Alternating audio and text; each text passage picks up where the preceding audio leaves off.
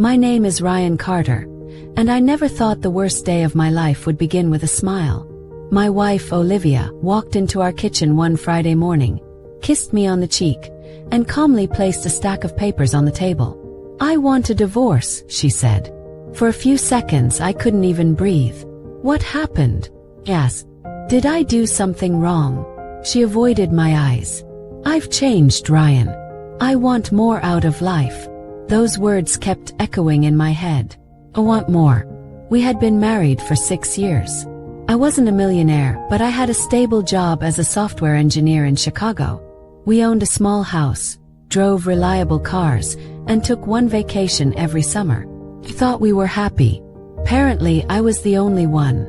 A week after our divorce was finalized, I found out what more really meant. Social media. Olivia was suddenly posting photos from private jets, luxury hotels, expensive restaurants, and yacht parties.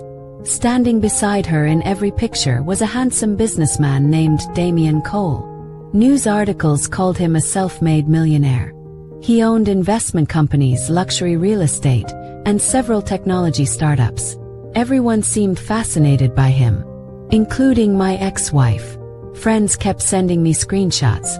"Looks like she upgraded. That guy is worth hundreds of millions." I stopped opening the messages. There was no point torturing myself. Instead, I buried myself in work. Every extra hour became another step toward forgetting Olivia. 3 months passed. Then one rainy evening, everything changed. When I arrived home, I noticed a plain white envelope sitting outside my front door. There was no return address. Inside was a single photograph. It showed Damian hugging another woman. On the back, someone had written 6 words. She wasn't his first victim. My stomach tightened. There was also a USB drive. I plugged it into my laptop. It contained copies of newspaper articles, financial blogs, and photographs.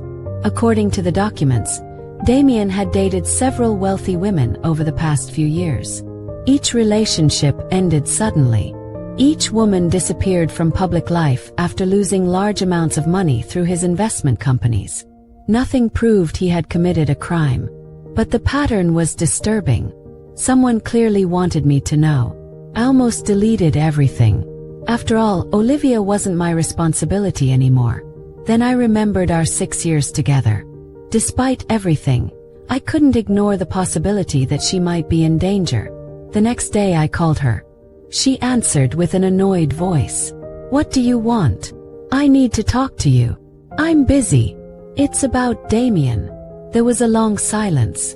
Finally she sighed. "Fine. 10 minutes. We met at a downtown coffee shop. She arrived wearing designer clothes and carrying a handbag that probably cost more than my monthly salary. She looked different, more confident, almost arrogant. I slid the photograph across the table. "You need to look into this." She barely glanced at it before laughing. "Seriously? I'm worried about you. You're jealous." "I'm not jealous. Ryan, Damian has given me a life you never could." Her words felt like a punch to the chest. She stood up. "You always played it safe. Damian takes risks. That's why successful people stay successful." Before leaving, she leaned closer. "I finally know what it's like to live like I deserve." Then she walked away. I never saw her look back. 2 months later, headlines everywhere praised Damian's newest investment fund. Financial influencers called it the opportunity of the decade. Returns were unbelievable. People rushed to invest, including Olivia. I learned through mutual friends that she had sold almost everything she owned. Her apartment, her savings, even jewelry inherited from her grandmother. She invested every dollar with Damian. According to Olivia, they would both become even richer within a year. I wished I could forget about her. But something didn't feel right. The numbers didn't make sense. The promises sounded too perfect. One evening, while watching the news, a financial analyst questioned Damian's company during a television interview. "No legitimate investment guarantees profits this consistently," the analyst said. The interview ended abruptly. The clip disappeared from the network's website the next morning. That was strange. Very strange. A week later, another anonymous envelope appeared outside my house. This one contained only one sentence. If you want the truth, watch Monday. No signature. No explanation. Just those 6 words. I checked the calendar. Monday was only 3 days away. I had no idea what was coming. But deep down, I knew someone's perfect life was about to fall apart. Monday morning began like any other. I was making coffee before work when every television channel suddenly switched to the same breaking news. Federal agents have raided the headquarters of Cole Capital Group. Froze. Reporters stood outside Damian Cole's glass office tower as dozens of agents carried out boxes filled with documents and computers. The news anchor spoke quickly.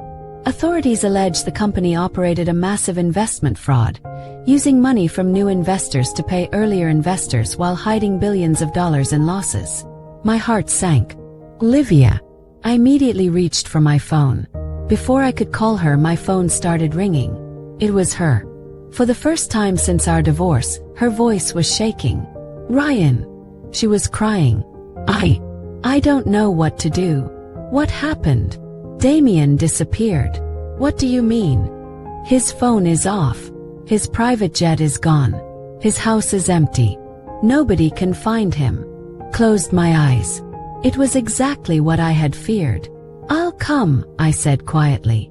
20 minutes later, I found Olivia sitting outside Damian's luxury penthouse. She looked nothing like the confident woman from the coffee shop. Her makeup had run from crying. She hadn't slept. The police are inside, she whispered. They said everything has been seized. She looked at me with panic in her eyes. My money is gone. How much? She stared at the ground. Everything. Every dollar from the divorce. Every dollar from selling her apartment. Her savings. Even the jewelry her grandmother had left her. Everything. The next few days were chaos. News channels revealed that thousands of investors had lost their life savings. Some had mortgaged their homes. Others had emptied retirement accounts. Damian hadn't just fooled Olivia. He had fooled almost everyone. Then came another shock. Investigators discovered that Damian had persuaded several trusted partners, including Olivia, to sign documents for companies they barely understood.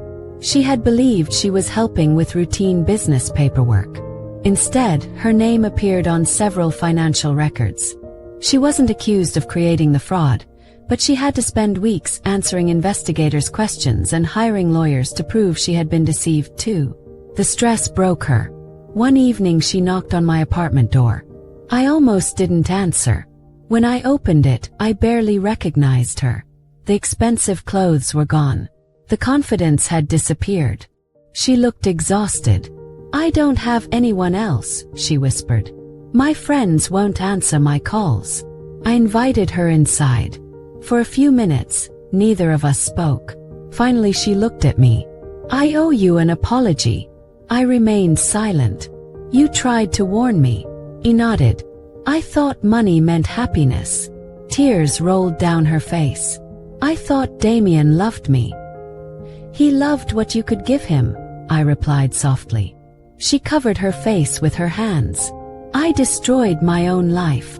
For a moment, I remembered the woman I had married. The one who laughed at my terrible jokes. The one I believed would stay forever. But that woman had made her choice long ago. I'm sorry, she said. I know saying it changes nothing. It doesn't, I answered honestly. She looked at me with hope. Could we ever start over? I took a deep breath. I forgave you a long time ago. Her eyes filled with hope. Then I finished my sentence. But forgiveness isn't the same as getting a second chance. The hope disappeared. I've spent the last year rebuilding my life, I continued. I learned that love without trust can't survive. She quietly nodded. I understand. Before leaving, she stopped at the door. I really did love you once. I smiled sadly. I believe you. But somewhere along the way, you started loving money more. She lowered her head and walked away. That was the last time I ever saw Olivia. Months passed. Life slowly became peaceful again. I accepted a position at a growing technology company. The long hours and hard work finally paid off. 2 years later, the company was purchased by a larger corporation. Every employee who owned stock received a generous payout. Mine was enough to buy a beautiful home, travel the world, and live comfortably without worrying about money. Ironically, I became wealthier than I had ever imagined. Not because I chased shortcuts, but because I stayed patient. One afternoon, while walking through a neighborhood park, I ran into an old mutual friend. We talked for a while before she quietly mentioned Olivia. "She's working 2 jobs now," she said. "She's still paying off legal bills from everything that happened." I felt no satisfaction, no revenge, only acceptance. As I walked away, I realized something important. The greatest loss in my life hadn't been my marriage. It had been believing that love could survive without character. Money attracts attention. Luxury attracts admiration. But neither can build trust. Character does. And once trust is traded for greed, the price is often far greater than money. Never leave someone who truly loves you for someone who only offers a richer lifestyle. Wealth built on lies eventually falls apart, but integrity creates a future that lasts. Question for you. If you were Ryan, would you have given Olivia a second chance, or would you have walked away forever? Let us know your answer in the comments below. If you enjoyed this story, don't forget to like, subscribe, and turn on notifications for more thrilling relationship stories every week.